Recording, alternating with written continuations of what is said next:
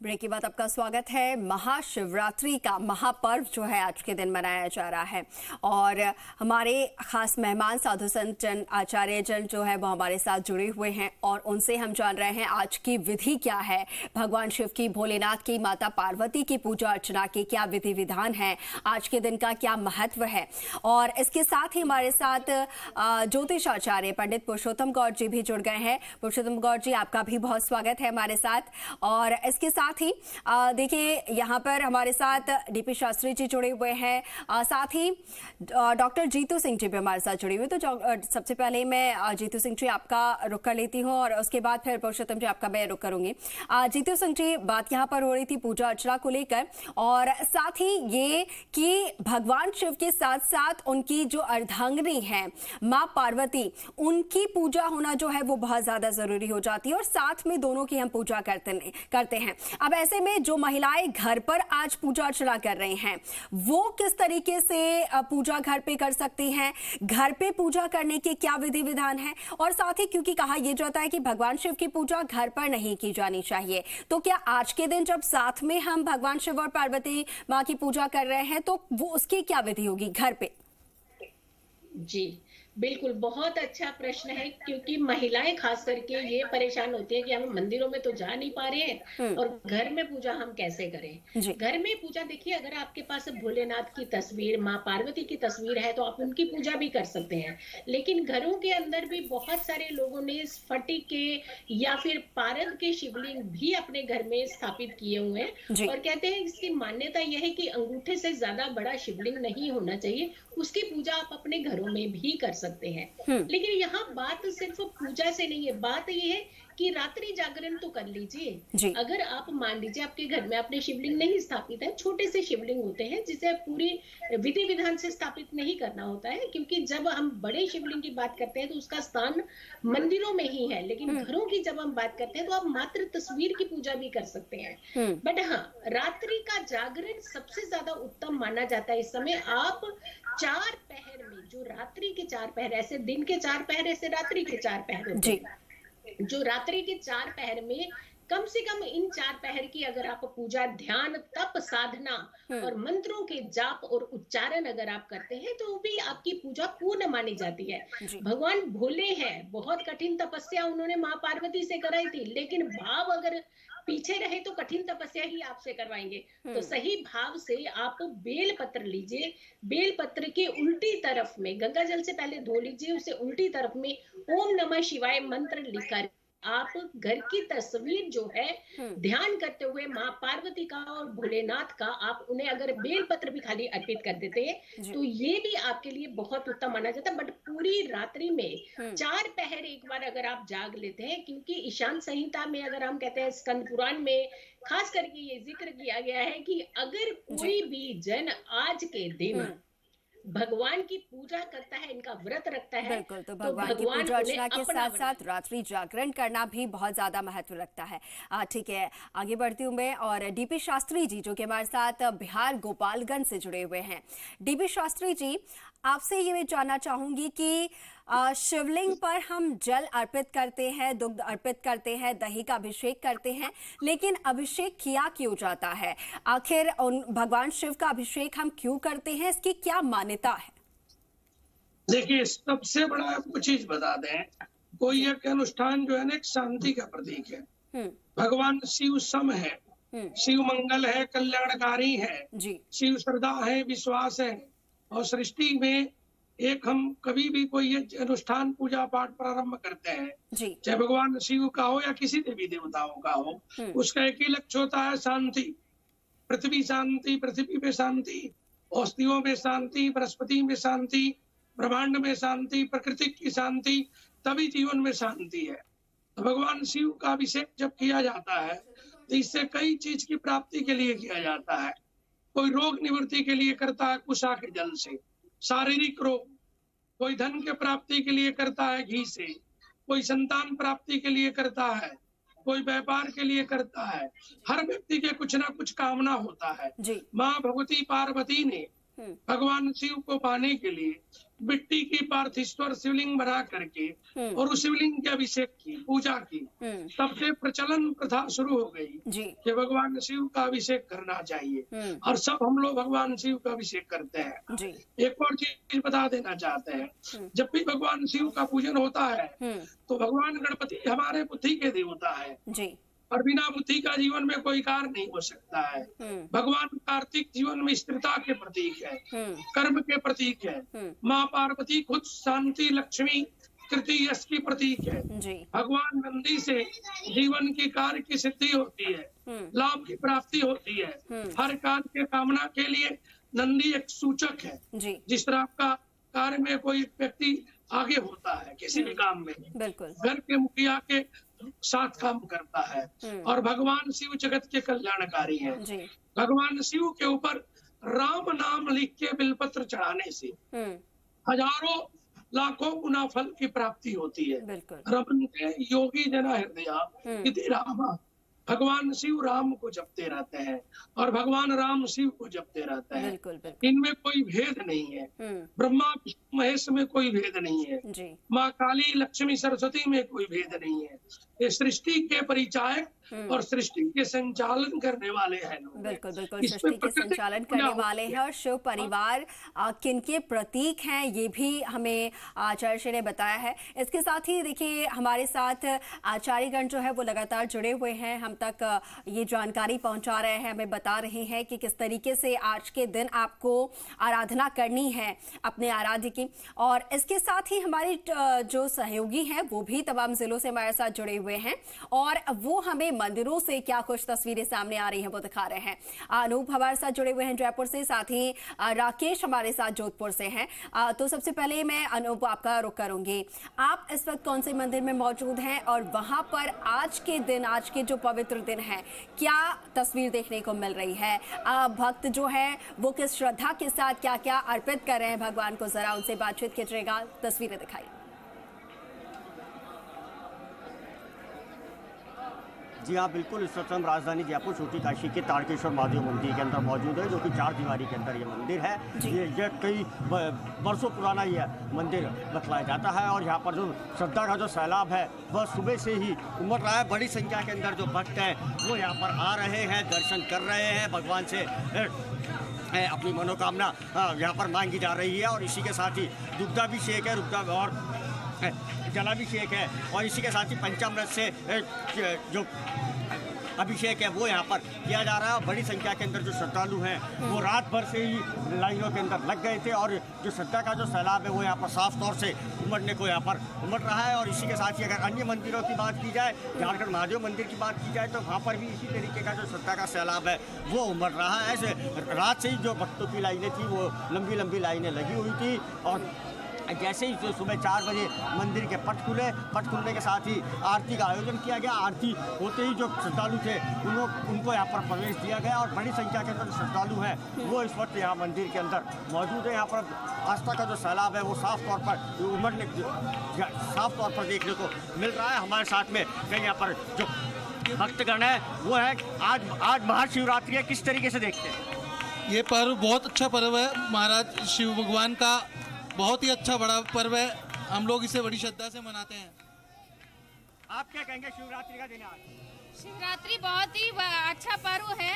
इस पे भगवान महादेव और शिव पार्वती जी का विवाह हुआ था। बहुत ही शादी का हर्ष उल्लास से मनाया जाता है। आज शिवरात्रि है, क्या कहेंगे? हर हर भोलेनाथ। बिल्कुल, तो हर हर महादेव के उद्घोष जो है वो सुनाई पड़ रहे हैं अनूप। और इसी तरीके से आज न सिर्फ पूरा राजस्थान बल्कि पूरी छोटी काशी, पूरा देश जो है वो इसी के साथ आज गुंजायमान है। ठीक है, मैं आपका रुख करूंगी, आप बने रहिएगा। लेकिन दूसरी तरफ जोधपुर में भी सांस्कृतिक हमारी राजधानी है जोधपुर, और वहां पर किस तरीके से भगवान शिव की पूजा अर्चना हो रही है, माता पार्वती की पूजा अर्चना हो रही है, साथ ही मंदिरों में क्या कुछ व्यवस्थाएं हैं, राकेश जरा बताइएगा। मंदिर प्रशासन की तरफ से आज क्या कुछ व्यवस्थाएं की गई हैं, क्या कुछ आयोजन है? जी, अगर बात करें सांस्कृतिक राजधानी जोधपुर की तो निश्चित तौर से जो आज शिवरात्रि का पर्व है वो हर्षोल्लास के साथ मनाया जाता है। शहर के जितने भी शिवालय हैं, चाहे बड़े हैं या छोटे हैं शिवालय, वहाँ पर विशेष व्यवस्थाएं की गई है। शिव पूजन का सवेरे 4 बजे से ही ये पूजन का कार्यक्रम शुरू हो गया था। आप देख सकते हैं कि जिस तरीके से भक्तों द्वारा ये अभिषेक किया जा रहा है, भक्त लगातार शिव का अभिषेक कर रहे हैं। सबकी आराधना, सबकी मनोकामना पूर्ण हो, इसी तमन्ना और इसी कामनाओं के साथ भगवान शिव का लगातार अभिषेक किया जा रहा है। जलाभिषेक किया जा रहा है, दुग्धाभिषेक किया जा रहा है, दही से, कोई चंदन से, कोई अमृत से, तो साथ ही कोई शहद से भी कर रहा है, क्योंकि हर आदमी की अलग अलग मनोकामनाएं और मनोकामनाएं पूर्ति के लिए अलग अलग तरीके से शिव का पूजन किया जा रहा है। हमारे साथ कुछ भक्तगण भी है, उनसे भी बात करना चाहेंगे। किस तरीके से शिवरात्रि का पर्व मनाया जा रहा है? आज महाशिवरात्रि पर्व की सभी देशवासियों, पूरी जोधपुर की जनता को हार्दिक शुभकामनाएं और बधाई। हमारे रातनाडा क्षेत्र में आज शिव मंदिर, बहुत पुराना शिव मंदिर है, और शिव मंदिर के पर्व के ऊपर आज रातनाडा मंडल और शिव मंदिर ट्रस्ट की ओर से शिव मंदिर प्रांगण के बाहर विशाल भजन संध्या का आयोजन किया जा रहा है। बिल्कुल, तो देखिए भजन संध्या का भी आयोजन, और उससे पहले ये भक्तों की कतारें आप मंदिरों में देख सकते हैं। और साथ ही जो लोग आज किसी कारणवश मंदिर नहीं जा सकते हैं, तो वो घर बैठे ही जी राजस्थान पर आप भगवान शिव के दर्शन कर सकते हैं। प्रदेश भर से तस्वीरें आपको दिखा रहे हैं। तमाम प्राचीन मंदिरों में हमारे सहयोगी मौजूद है और आप तक घर में ही बैठे आप दर्शन कर सकते हैं। तस्वीरें आप तक पहुंचा रहे हैं हम। इसके साथ ही देखिए लगातार हमारे साथ जो आचार्यगण हैं वो भी जुड़े हुए हैं। पुरुषोत्तम कौर जी, आचार्य जी, मैं आपका रुख करूंगी, और सबसे पहले महाशिवरात्रि की बहुत शुभकामनाएं आपको, और साथ ही महाशिवरात्रि के दिन भगवान शिव की, भोलेनाथ की कृपा हम पर किस तरीके से बरस सकती है? क्या कुछ आज के दिन शुभ समय जिसके तहत हम पूजा अर्चना उनकी कर सकते हैं, क्या कुछ विधि विधान आपसे जानना चाहेंगे?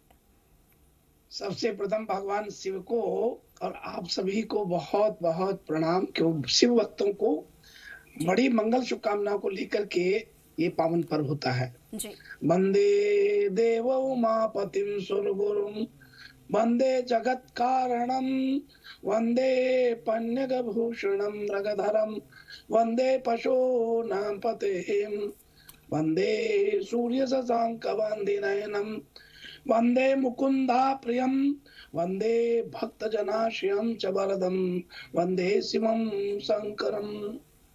आज देखिए भगवान शिव का वेदों में विद्वान इसकी भूरी भूरी प्रशंसा करते हैं।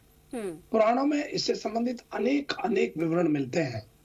लेकिन आप देखिए भगवान शिव जो है इतने भोले भाले हैं कि भस्मासुर ने शिवलिंग का अभिषेक करने के लिए अपनी आंखों के आंसुओं से ही भगवान शिव का अभिषेक करके और वरदान पात्र बन गए थे। भगवान शिव की जो पूजा अर्चन है वो कालसर्प दोष निवारण के लिए, ग्रह कलेश निवारण के लिए, व्यापार में नुकसान को दूर करने के लिए, शिक्षा में रुकावट या कार्यों की बाधाओं को दूर करने के लिए, रुद्राभिषेक आपके अभिष्ट सिद्धि फलदायक के लिए किया जाता है। ज्योतिर्लिंग में तीर्थ स्थान जहाँ के आज प्रदोष और शिवरात्रि का पावन पर्व है, मैंने देखा कि स्वयं सृष्टि के कर्ता ब्रह्मा ने भी अभिषेक किया। महादेव साक्षात अभिषेक को ग्रहण करते हैं। संसार में ऐसी कोई वस्तु वैभव सुख नहीं दे सकती, केवल भगवान शिव की पूजा अर्चना। अच्छा, आपने बड़ा अच्छा प्रश्न किया है।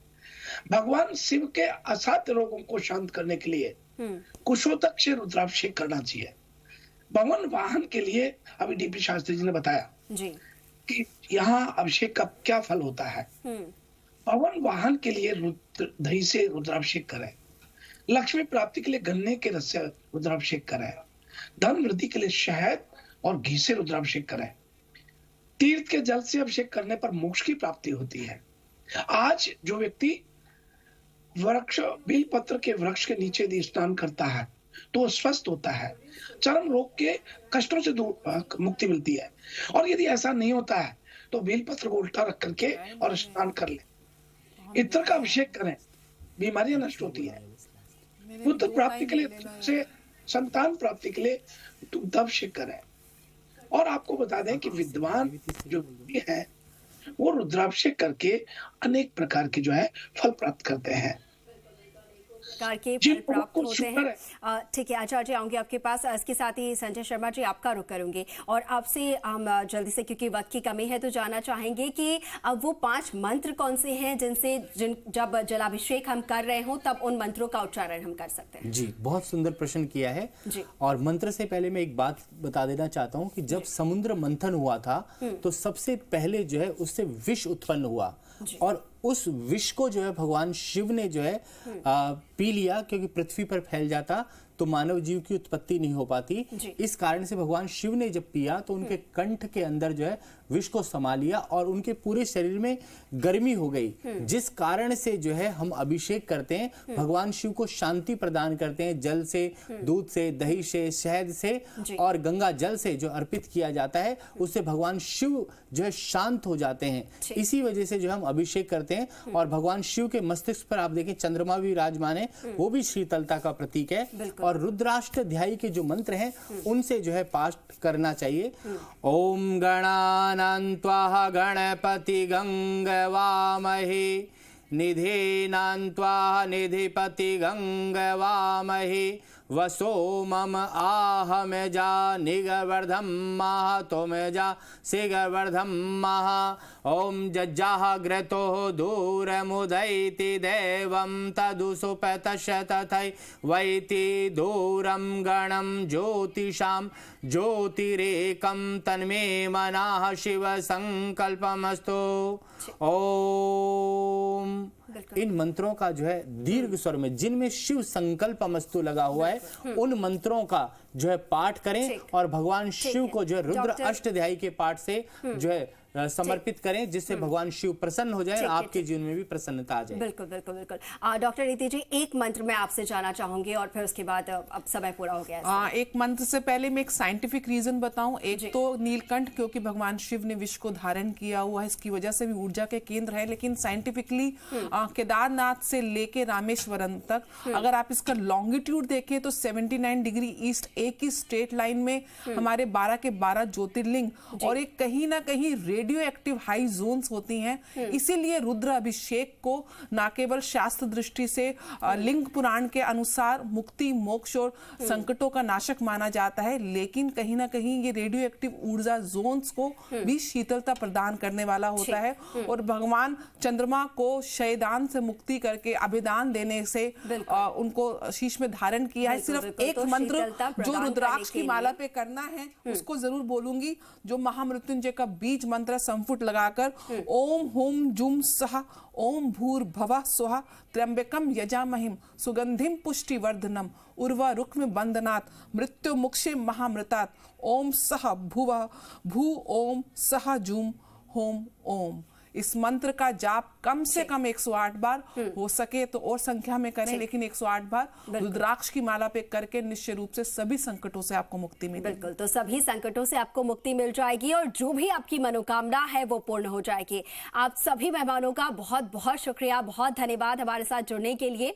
और हमारे तमाम दर्शक, उन आप सभी को भी बहुत शुभकामनाएं। और आज का दिन जो है वो सभी के लिए मंगलमय हो। भगवान शिव की आराधना आप कीजिए और उनकी कृपा जो है आप सभी पर बरसे। हर हर महादेव। नमस्कार।